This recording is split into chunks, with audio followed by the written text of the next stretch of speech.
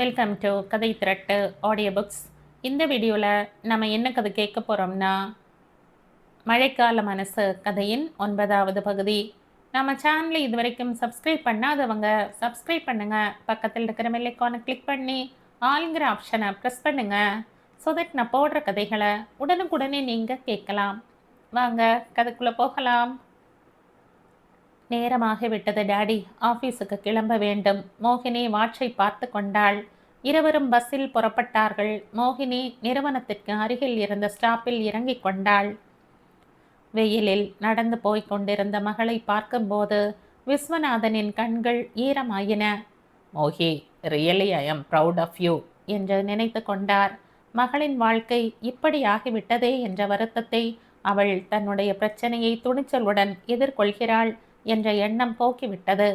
விஸ்வநாதன் வீட்டுக்கு வந்தபோது ராகவனும் பரிமளாவும் அவருக்காக காத்திருந்தார்கள். விசு, மோகினி என்ன சொன்னாள்? ராகவன் பதற்றத்துடன் கேட்டார். விஸ்வநாதன் நாற்காலியில் அமர்ந்து கொண்டார். இந்த விஷயத்தில் நாம் எதுவும் செய்ய முடியாது ராகவா, இது அவர்களே தீர்த்து கொள்ள வேண்டிய பிரச்சனை என்றார். இந்த பதிலை கேட்டதும் ராகவனின் மனம் குன்றியது. பரிமளா அழத் தொடங்கிவிட்டாள். அசல் நாம் இந்த திருமணத்தை நடத்தாமல் இருந்திருக்க வேண்டும். அனாவசியமாக மோகினியின் வாழ்க்கையை பாழடித்து விட்டோம் என்று தோன்றுகிறது. குழந்தை ஹாஸ்டலில் அனாதையாக இருப்பதை நினைக்கும் போது என் இதயமே வெடித்து விடும் போல் இருக்கிறது. மோகினியின் கால்களில் விழுந்து மன்னிப்பு கேட்டுக்கொள்வோம். குழந்தை இப்படி ஹாஸ்டலில் இருக்க வேண்டாம். குழந்தையுடன் அவள் தந்தை வீட்டில் தங்கிக் கொள்ளட்டும். தருண் தவறு செய்தால் மோகினி அதற்காக கஷ்டத்தை அனுபவிக்கணும். பரிமளா, நீ இப்படி அழுது புலம்புவதால் எந்த பிரயோஜனமும் இல்லை. பெரியவர்கள் செய்த முடிவுகளை சிறியவர்கள் அப்படியே ஏற்றுக்கொள்வதற்கு இது ஒன்றும் அந்த காலம் இல்லை. சுதந்திரமாக யோசிப்பதற்கு குழந்தைகளை பழக்கப்படுத்திய போதே இது போன்ற விஷயங்களை எதிர்கொள்வதற்கு நாம் தயாராக இருக்க வேண்டும். ராகவன் மனைவிக்கு ஆறுதல் சொல்ல முயன்றார். அவர்கள் போகிற வழிக்கு அவர்களை விட்டு விடுவதுதான் நல்லது ராகவா. நாம் நடுவில் புகுந்து சமரசம் செய்ய முயன்றால் பிரச்சனை மேலும் தீவிரமாக மாறுவதற்கு வாய்ப்பு இருக்கிறது. அவர்கள் இந்த பிரச்சனையை எப்படி எதிர்கொள்வார்களோ பொறுத்திருந்து பார்ப்போம். பரஸ்பரம் சமாதானம் செய்து கொள்வார்கள் இல்லையா, பிரிந்து போய் புதிதாக வாழ்க்கையை ஏற்படுத்தி கொள்வார்கள். அப்படி சொல்லாதீங்க அண்ணா. பரிமளாவால் அழுகையை கட்டுப்படுத்தி கொள்ள முடியவில்லை. டாக்டர் ரகுராமிடம் பேசி பார்க்கலாமா விசு? அவர் ஏதாவது வழியை சொல்லக்கூடும். யார் என்ன செய்தாலும் பிரயோஜனம் இருக்காது ராகவா. தருண் அனுவை சந்திக்க வேண்டும். அந்த அனு இப்போ எப்படி இருக்கிறாள் என்பதை பொறுத்து நம் தலையெழுத்து முடிவு செய்யப்படும். அனு எந்த குறையும் இல்லாமல் நல்லபடியாக வாழ்ந்து கொண்டிருந்தால் நாம் நிம்மதியாக மூச்சு விட்டு கொள்ளலாம். அனுவின் வாழ்க்கை சரியாக அமையாத பட்சத்தில் நம் எல்லோரின் வாழ்க்கையும் பிரச்சனையாக முடியும். அந்த அனு எங்கே இருக்கிறாள் என்று யாருக்குமே தெரியாது. ஆனால் நம் எல்லோரின் வாழ்க்கையும் நிலை குலைய காரணமாகிவிட்டாள். பெருமூச்சு விட்டு கொண்டே விஸ்வநாதன் சொன்னார். நாம் அன்றைய தினம் அனுவின் தந்தை உடல்நலம் சரியில்லாமல் சாவுக்கும் வாழ்க்கைக்கும் இடையில் போராடி கொண்டிருந்த போது மனிதாபிமானத்துடன் அவளுக்கு ஆதரவு அளித்தேனே தவிர அந்த செயல் சாபமாக மாறி வாழ்நாள் முழுவதும் எங்களை துரத்தும் என்று நினைக்கவில்லை. அந்த சின்ன குழந்தை எனக்கும் என் மகனுக்கும் ஆகாமல் செய்வாள் என்ற கனவில் கூட யூகிக்கவில்லை. பரிமளா வருத்தப்பட்டு கொண்டாள். பரிமளா அந்த பெண்ணை வளர்ப்போம் என்றுதான் சொன்னாள். ஆனால் நான் தான் சம்மதிக்கவில்லை. பெண் குழந்தை, சொந்த பந்தம் எங்கே இருக்கிறார்களோ தெரியாது. பெண் குழந்தையை வளர்ப்பது சாதாரண விஷயம் இல்லையே. அனுவின் பெற்றோருடையது காதல் திருமணம்.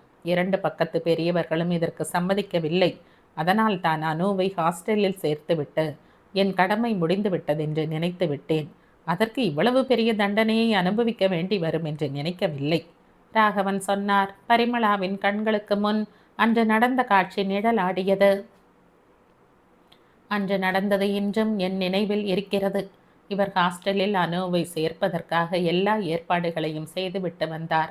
தருண் பள்ளியில் இருந்து திரும்புவதற்கு முன்பே அவளை அனுப்பிவிட வேண்டும் என்று தவித்தேன். வானம் மேகமூட்டமாக இருந்தது. விட்டு விட்டு மழை தூறிக்கொண்டிருந்தது. அனுவுக்கு தலைவாரி பின்னிக்கொண்டே, நீ அங்கிளுடன் ஒரு இடத்துக்கு போகணும் அனு என்றேன். எங்கே போகணும் ஆன்டி என்று கேட்டாள். உங்கள் மாமா வீட்டுக்கு என்றேன். மாமா வீடு என்றால்? உங்கள் அம்மாவின் தம்பி வீட்டுக்கு என்று சொன்னேன். குழப்பமாக பார்த்தாள். அம்மா அப்பாவை தவிர அவளுக்கு உறவு முறைகள் எதுவும் தெரியாது. அவர்கள் வீட்டுக்கு உறவினர்கள் யாரும் வந்து நான் பார்த்ததில்லை. ரெடியாக இருக்கிறாளா? கேட்டுக்கொண்டே இவர் உள்ளே வந்தார். அனு தயாராக இருக்கிறாள். கிளம்பு அனு என்றேன். அனு என் புடவை தலைப்பை அழுத்தமாக பிடித்து கொண்டாள். ஆன்ட்டி, தருண் வந்த பிறகு கிளம்புகிறேன் கெஞ்சுவது போல சொன்னாள். தருணுக்கு பரீட்சை இருக்குமா? அவன் நேரம் கழித்துத்தான் வருவான் என்றேன். கிளம்பு அனு, எரிச்சல் கலந்த குரலில் இவர் சொன்னார். நான் வரமாட்டேன். தருண் வந்த பிறகு கிளம்புவேன் ஆன்ட்டி. என்னை அனுப்பாதீங்க, அழுது கொண்டே சொன்னாள். தருண் ஸ்கூலில் இருந்து வந்து விட்டால் அனுவை அனுப்புவது பற்றி கனவில் கூட நினைக்க முடியாது. அனு என்றால் அவனுக்கு ரொம்ப பிடிக்கும். போயிட்டு வாமா, சமர்த்து குழந்தை இல்லையா? புடவை தலைப்பை விடுவித்து கொண்டே சொன்னேன். மாட்டேன், தருண் வந்த பிறகு 2 பேரும் சேர்ந்து போகிறோம், அடம் பிடிப்பது போல் சொன்னாள். தருணுக்கு பரீட்சை இருக்குன்னு சொன்னேன் இல்லையா? நான் போக மாட்டேன், தரையில் உட்கார்ந்து விட்டாள். புது ஃப்ராக் அழுக்காகிவிடும். அங்கே உன் மாமா உனக்காக காத்து கொண்டிருக்கிறார். பொம்மைகள், சாக்லேட் எல்லாம் வாங்கி தருவார். ஆசை காட்டுவது போல் சொன்னேன். அனு கிளம்புவதாக இல்லை. வலுக்கட்டாயமாக தூக்கி கொண்டு கிளம்ப முற்பட்டார். அனு கை கால்களை உதைத்து கொண்டு அழத் தொடங்கினாள்.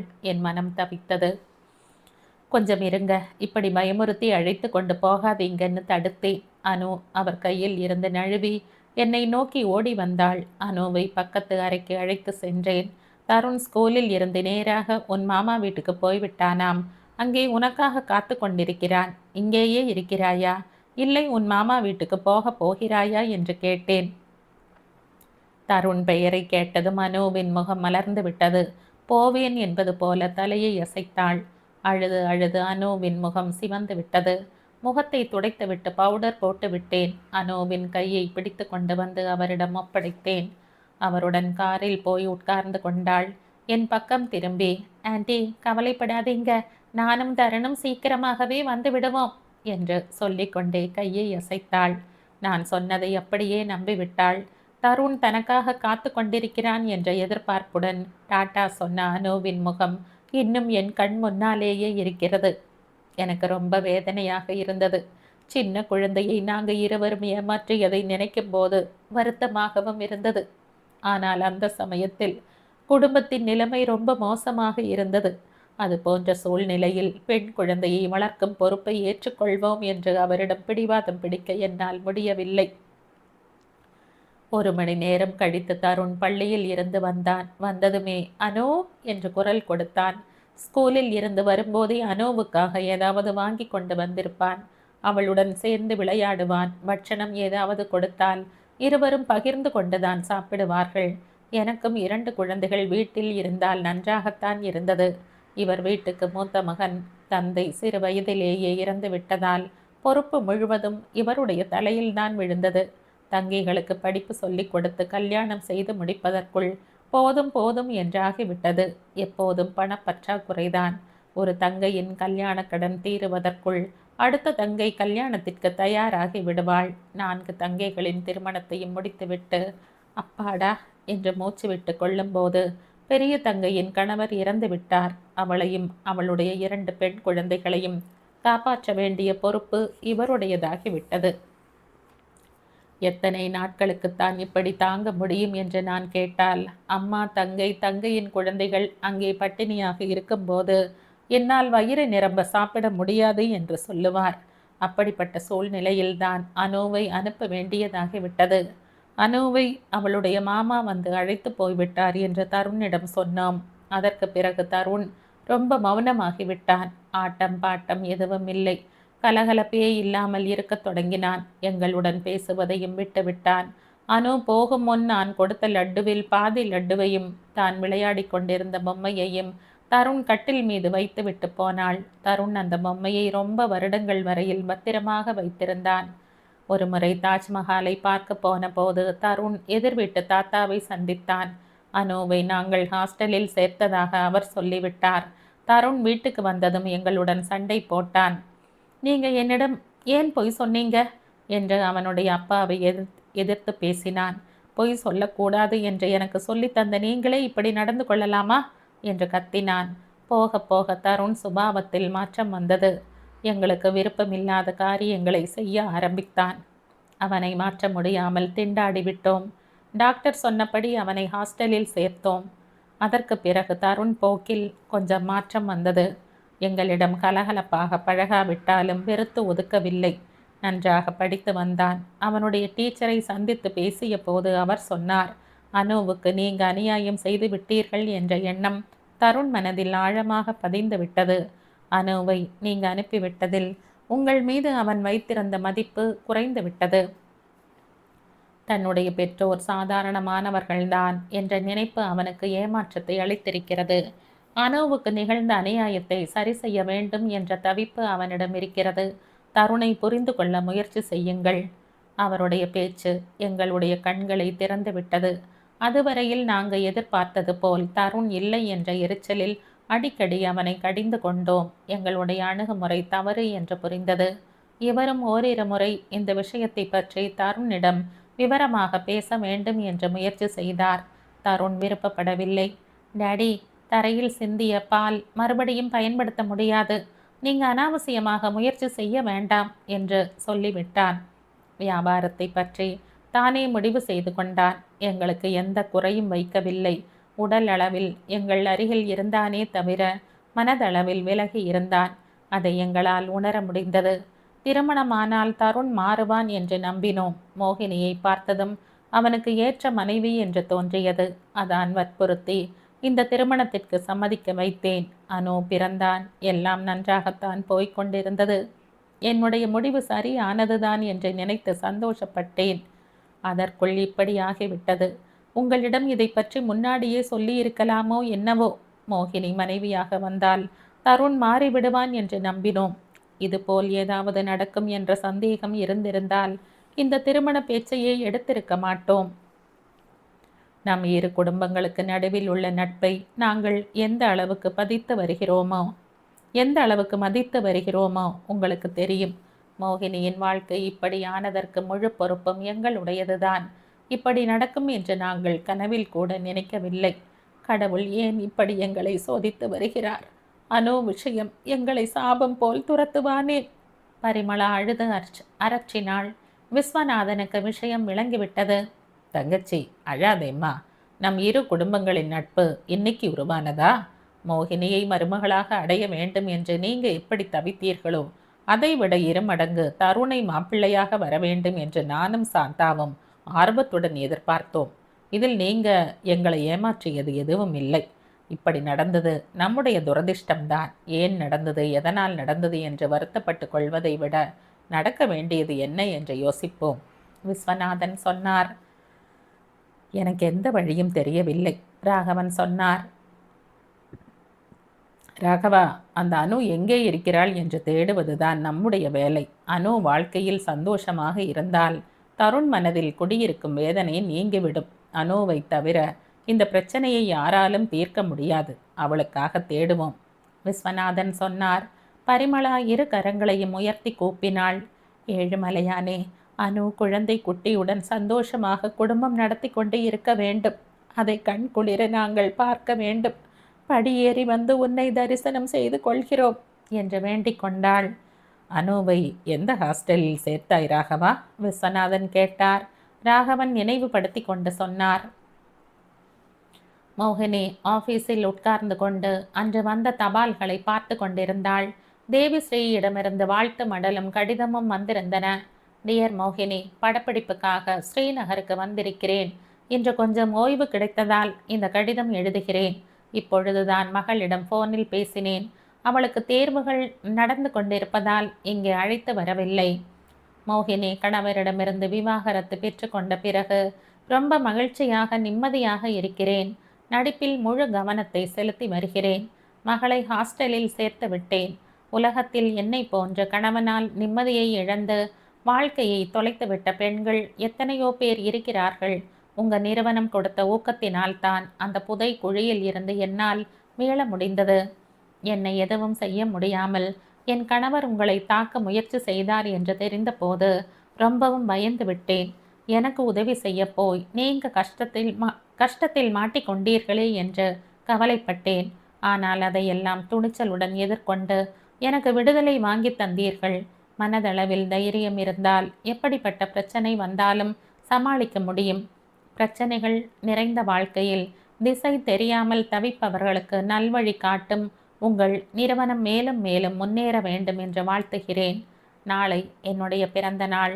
நடிப்பு துறையில் இருப்பவர்களுக்கு இது போன்ற விழாக்களை, கொண்டாட்டங்களை தவிர்க்க முடியாது. ஆனால் இந்த பிறந்த நாளன்று ஒருவேளை மௌனமாக இருக்க வேண்டும் என்று முடிவு செய்திருக்கிறேன். உங்கள் நிறுவனத்திற்கு நன்கொடையாக 10,000 ரூபாய்க்கான காசோலையை கடிதத்துடன் வைத்திருக்கிறேன்.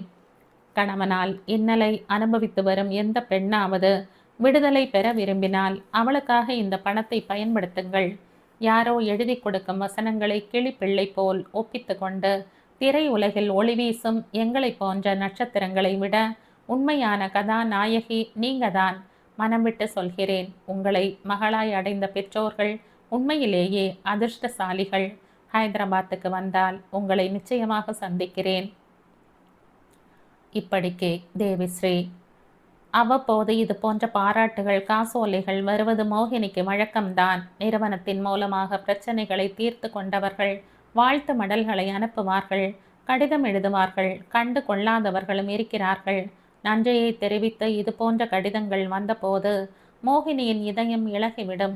உண்மையை சொல்ல வேண்டுமென்றால் இங்கே வரும் கிளையண்ட்டுகளுக்கு அறிவுரை வழங்குவதுடன் நிறுவனத்தின் கடமை முடிந்துவிடும். அந்த அறிவுரையின்படி போராட வேண்டியது அவர்கள்தான். தொடக்கத்திலேயே கிளையண்ட்டுகளிடம் கச்சிதமாக சொல்லிவிடுவாள். இது உங்களுடைய வாழ்க்கை. பிரச்சனையுடன் நீங்கள்தான் போராட வேண்டும். நாங்கள் அணுகுமுறையை மட்டும் சொல்லித் தருவோம். அதற்கு சம்மதிப்பதாக இருந்தால் எங்களுடைய நிறுவனத்தின் உதவியை நாடுங்கள். பெரும்பாலான கிளையண்ட்டுகள் கடைசி வரையில் நின்று போராடி ஜெயித்தவர்கள்தான். அவர்களை பார்க்கும்போது மோகினிக்கு ஆச்சரியமாக இருக்கும். இந்த அளவுக்கு தன்னம்பிக்கை இருப்பவர்கள் இந்த நிறுவனத்திற்கு வர வேண்டிய அவசியமே இல்லை. சுயமாகவே போராடி அவர்களால் வெற்றி பெற முடியும். ஆனால் அவர்களை ஊக்கப்படுத்துவதற்கு ஒரு சக்தி வேண்டியிருக்கிறது. நிறுவனம் பக்க பலமாக இருக்கும் தைரியத்தில் அவர்கள் துணிச்சலுடன் போராடுகிறார்கள். நிறுவனத்தின் லட்சியமும் அதுதான். மோகினி காசோலையின் எண்ணை டைரியில் குறித்து கொண்டாள். பத்மாவை அழைத்து தேவிஸ்ரீக்கு பதில் கடிதத்தை டிக்டேட் செய்து கொண்டிருந்தாள். அந்த நேரத்தில் ஃபோன் மணி ஒலித்தது. மோகினி ஃபோனை எடுத்து ஹலோ என்றாள். மறுமுனையில் இருந்து உடனே பதில் வரவில்லை. ஹலோ மறுபடியும் சொன்னாள். மோகி. மறுமுனையில் தருணின் குரல் கேட்டது. மோகினி ஒரு வினாடி நிசப்தமாக இருந்து விட்டாள். பிறகு எஸ் என்றாள். மோகி, நான் உன்னுடன் பேச வேண்டும். இப்போ ஆஃபீஸுக்கு வரட்டுமா, இல்லை வெளியில் எங்கேயாவது சந்திக்க முடியுமா? மோகினி பதில் சொல்லவில்லை. மோகி, பதில் சொல்லு. நீ செய்த காரியம் எனக்கு எவ்வளவு அவமானமாக இருக்கிறது தெரியுமா? 10 பேருக்கு முன்னால் என்னை தலை குனிய வைப்பானேன்? தீ பற்றி எரிவது போல் மோகினியின் மனம் கொந்தளித்தது. 10 பேருக்கு முன்னால் தலை குனிவாக இருக்கிறதாமே, அதற்காகத்தான் வருத்தப்படுகிறான் போலும். மோகி. மறுமுனையில் தருண் அழைக்கும் குரல் கேட்டது. மோகினி ஃபோனை வைத்து விட்டாள். ஒரு நிமிடம் கழித்து ஃபோன் மறுபடியும் ஒலித்தது. மோகினி எடுக்கவில்லை. தருண் தான் ஃபோன் செய்கிறான் என்று தெரியும். வீட்டை விட்டு தான் வந்த பிறகு அவன் செய்த முதல் ஃபோன் கால் அது. தான் அவனை அவமானப்படுத்தி விட்டதாக குற்றம் சாட்டுகிறான். யார் யாரை அவமானப்படுத்தினார்களோ அவனுக்கு புரியவில்லை போலும். வீட்டை விட்டு வெளியேறும் முன் எத்தனை வேதனையை அனுபவித்தாள், எத்தனை விதமாக யோசித்தாள். தன்னுடைய வாழ்க்கை தனக்கு முக்கியம் என்று பட்டதால் மாற்று வழி தெரியாத நிலையில் இந்த முடிவுக்கு வர வேண்டியதாகிவிட்டது. மதியமாகிவிட்டது. மோகினி பழைய கிளையண்ட்டுகளை பார்த்து கொண்டிருந்தாள். ஒவ்வொருவராக பேசிவிட்டு சென்றார்கள்.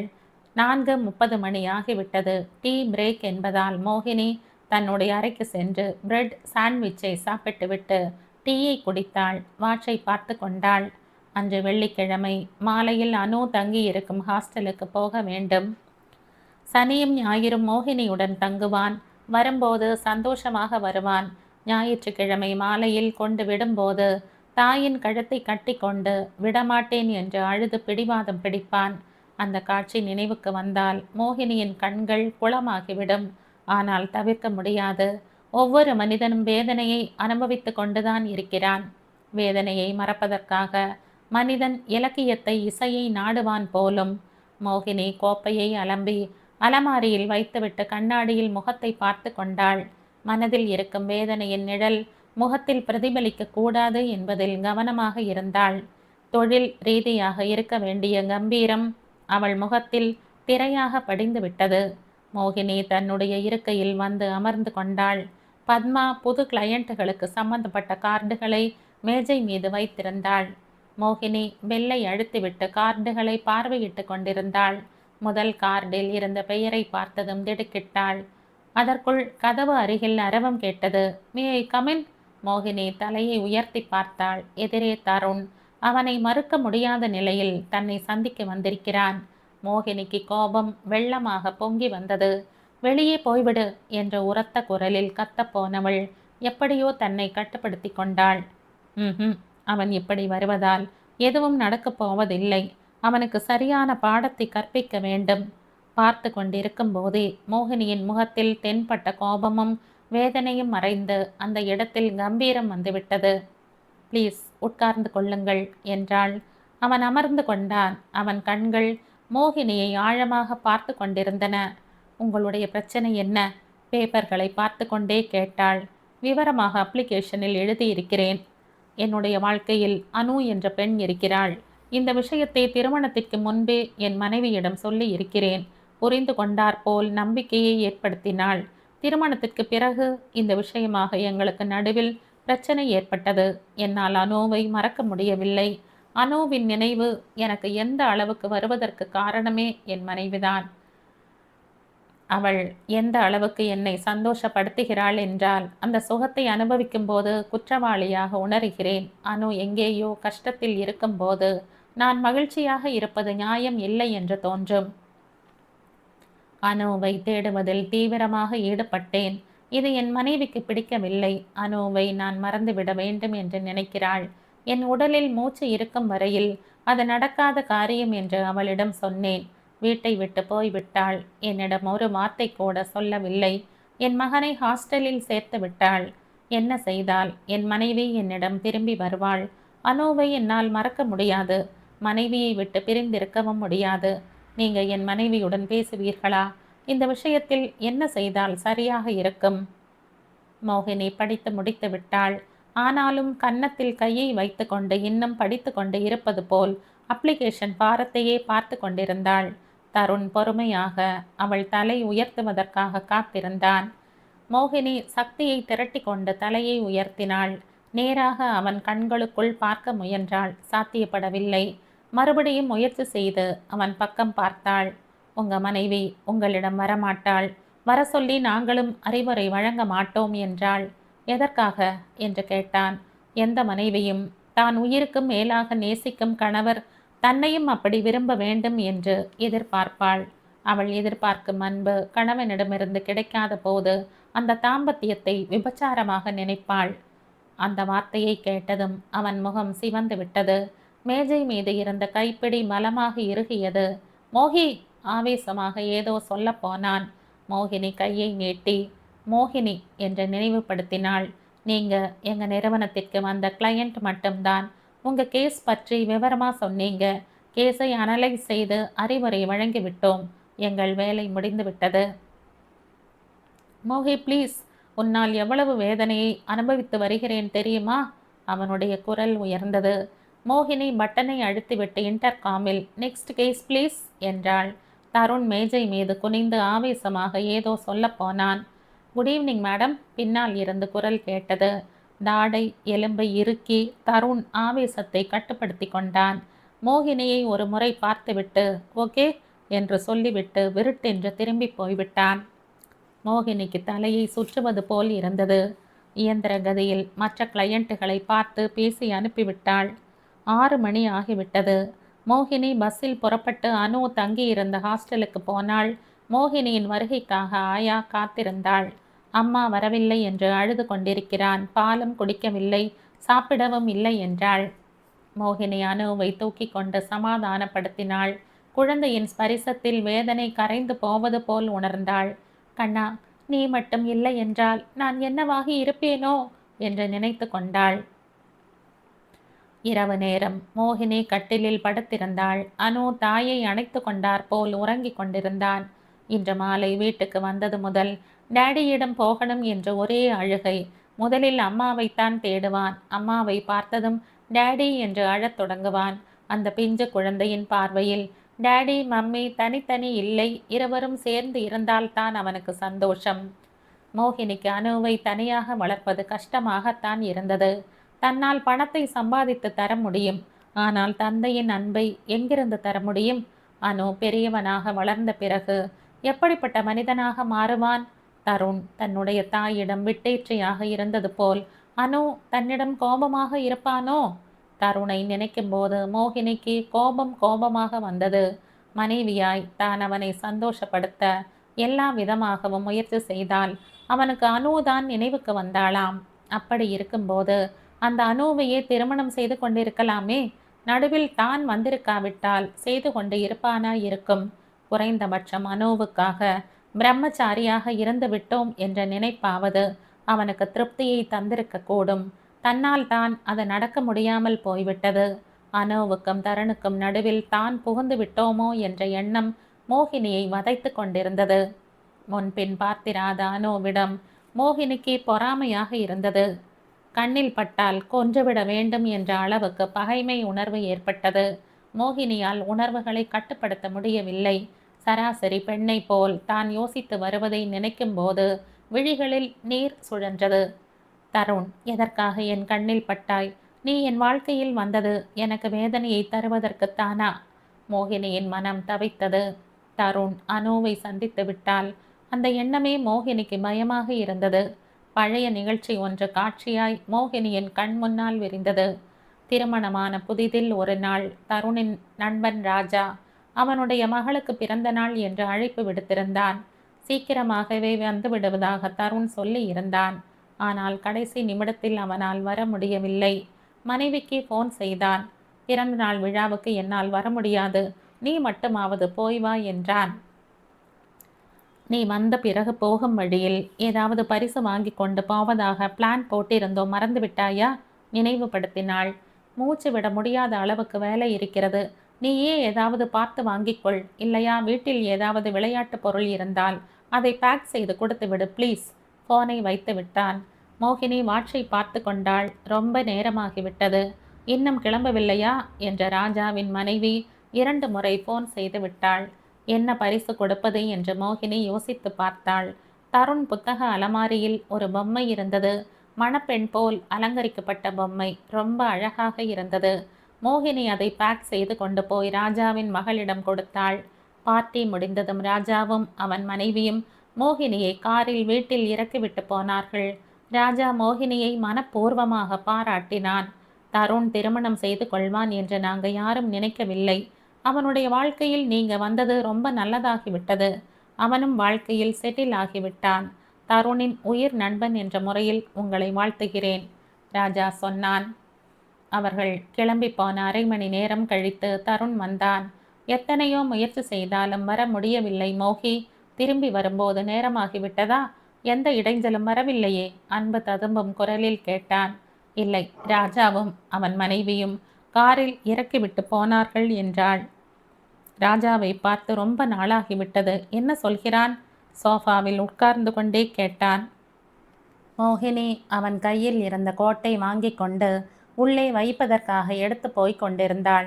தருண் மோகினியின் கையை பற்றி இழுத்தான். மோகினி அவன் அமர்ந்திருந்த சோஃபாவுக்கு பின்னால் வந்து நின்றாள். அவள் கையில் இருந்த கோட்டை எடுத்து டீப்பாய் மீது போட்டுவிட்டு மனைவியின் கையை கன்னத்தில் வைத்து கொண்டான். நீ சந்தோஷமாக இருக்கணும் மோகி, அதுதான் என் வாழ்க்கையின் லட்சியம். பிஸ்னஸ் பெரிதாக விஸ்தரித்து விட்டதால் முன்போல் அடிக்கடி உன்னுடன் வெளியில் போக முடியவில்லை. உண்மையை சொல்லு, இன்னைக்கு ராஜா வீட்டுக்கு நான் வந்து அழைத்து போகவில்லை என்று என் மீது கோபம் வந்ததா? இல்லை, நான் ரொம்ப சந்தோஷமாக இருக்கிறேன். மோகினி பின்னால் இருந்து அவன் கழுத்தை சுற்றிலும் கைகளை பிணைத்தாள். I am lucky. தருண் மோகினியின் முகத்தை கைகளில் ஏந்தி கண்களுக்குள் ஊடுருவுவது போல் பார்த்தான். உண்மையாகத்தான் சொல்கிறாயா என்றான். உண்மைதான். மோகினியின் கன்னத்தோடு தன்னுடைய கன்னத்தை இணைத்தான். உன்னை விட நான் அதிர்ஷ்டசாலி மோகி என்றான். தருணின் ஸ்பரிசம், அந்த நெருக்கம் இன்னதென்று தெரியாத மயக்கத்தில் மோகினியை ஆழ்த்தி விட்டது. தருணை திருமணம் செய்து கொள்ளும்போது இத்தனை சந்தோஷம் புதையல் போல் தனக்காக காத்திருக்கிறதென்று கனவில் கூட நினைக்கவில்லை. அவளுடைய மூச்சுக்காற்று சூடாக அவன் கன்னத்தில் பட்டு கொண்டிருந்தது. தருண், நான் பிறந்ததே உனக்காக. என்று சொல்ல வேண்டும் போல் இருந்தது. தருண் எப்பொழுது இழுத்து கொண்டானோ தெரியவில்லை. மோகினியின் கையை பற்றி தன் மடியில் இழுத்து கொண்டான். அடுத்த நிமிடம் மோகினியின் முகம் முழுவதும் முத்தமழை பொழிந்தான். அதற்குள் போன் மணி ஒலித்தது. தருண் விருப்பம் இல்லாதவன் போல் மோகினியை விடுவித்தான். கலைந்த கேசத்தை விரல்களால் சரி செய்து கொண்டே போனை எடுத்தான்.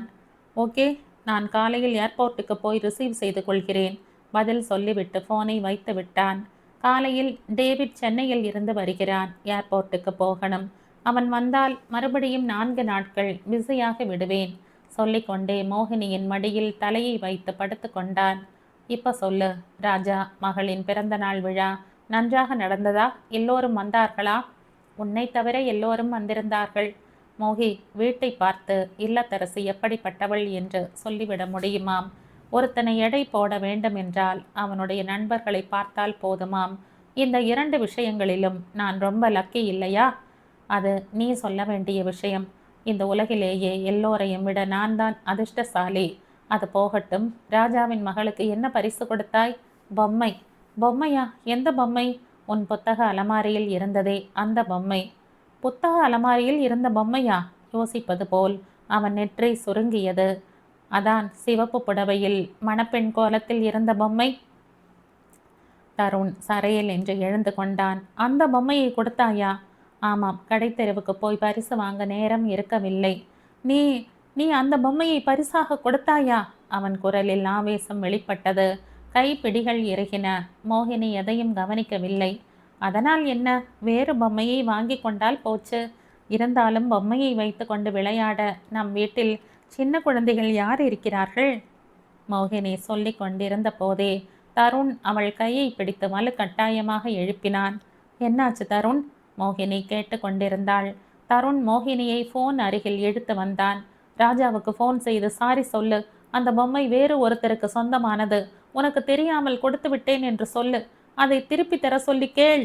ஆணையிடுவது போல் தருண் குரல் ஒலித்தது. மோகினி குழப்பமாக செயல் மறந்தவள் போல் பார்த்து கொண்டிருந்தாள். இந்த கதையின் தொடர்ச்சியை அடுத்த பதிவில் கேட்கலாம். நன்றி.